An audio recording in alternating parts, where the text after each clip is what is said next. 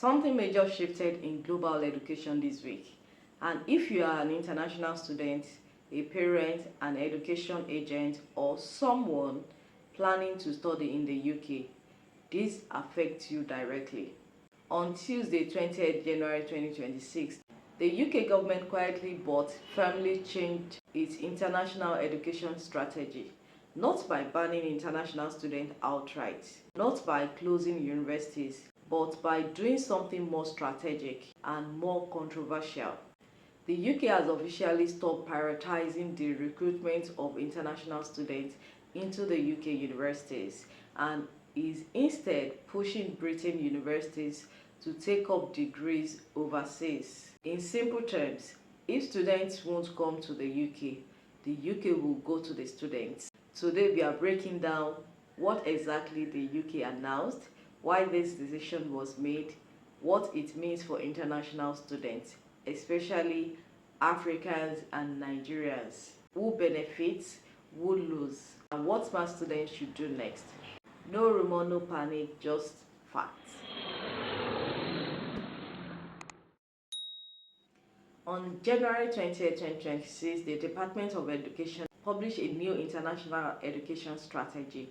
The biggest headline: the UK has dropped its target of recruiting 600,000 international students per year into the UK. The target, which had already been exceeded in previous years, is now officially scrapped. Instead, the government is shifting focus to overseas campuses, transactional education, joint degree with foreign universities, UK degree taught outside the UK. The new goal is no longer student numbers, it's education exports. The UK wants to grow education exports from £32 billion to £40 billion annually by 2030. So does this mean the UK has banned international students? No. And this part is important. The UK government has not banned international students. However, universities will face stricter recruitment control. Visa compliance rules are tighter. Institutions with high visa refusal or asylum switch rates may face recruitment caps or license revocation. The emphasis is now on quality, not volume. In policy language, the UK is saying international students are welcome, but we are no longer chasing them. These distinctions matters. Why did the UK make this move? Immigration pressure. International students became politically linked to immigration numbers. Although students are temporary migrants, they were increasingly included in migration debates, especially after high post-study stay rates, dependents entering with students, some students switching to asylum claims. This made student visa politically sensitive. UK universities became financially reliant on international students, especially from China, India, Nigeria, Pakistan. In some universities, international fees made up over 50% of income. The government now sees this as risky and unstable. Teach where demand is. The new philosophy is simple. Instead of flying students into the UK, deliver UK education where students already live. This includes Africa, Asia, Middle East, Southeast Asia. This is officially called transnational education, TNE. What does UK universities overseas actually look like?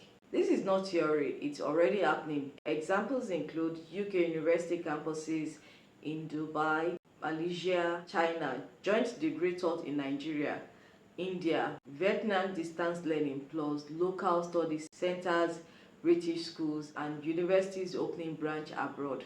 Over 650,000 students already study UK degrees outside the UK, more than those studying inside the UK as international students. The government now wants the number to grow fast.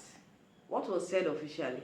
Education Secretary Bridget Phillipson said the strategy will expand access to UK education globally, reduce pressure on immigration, strengthen UK soft power, stabilize university finances. Universities will be supported with reduced regulatory barriers, government-backed partnerships, trade and diplomatic assistance. So who benefit from this strategy? UK government, lower migration pressure, political relief, education remains a major export.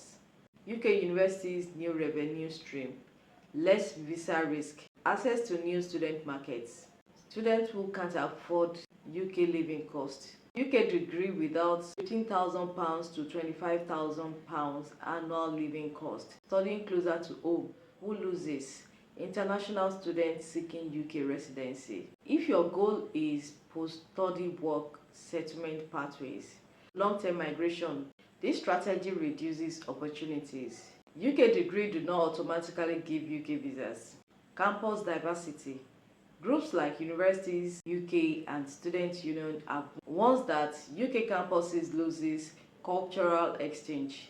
Research collaborations may weaken international student experience changes. What does this mean for Nigerians? The UK government has already confirmed that Nigeria is a priority country for overseas partnership. This means more UK-linked campuses in Nigeria, joint degree programs, UK qualification taught locally. But here's the reality check.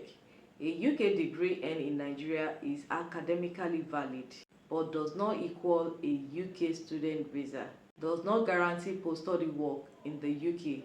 So students must be clear about their goals. Is the UK closing its doors? Not exactly. The UK is redefining access. Instead of come to the UK to study, it's now study UK education anywhere. This is a structural shift, not a temporary policy. So what should the international student do now? Be strategic. Don't assume UK study equals UK migration. Compare destinations. Countries like Canada, Australia, Germany still actively recruit students for in-country study. Understand degree location. A UK branded degree abroad does not equal UK immigration access. Read visa rules carefully. University offer does not equal visa guarantees.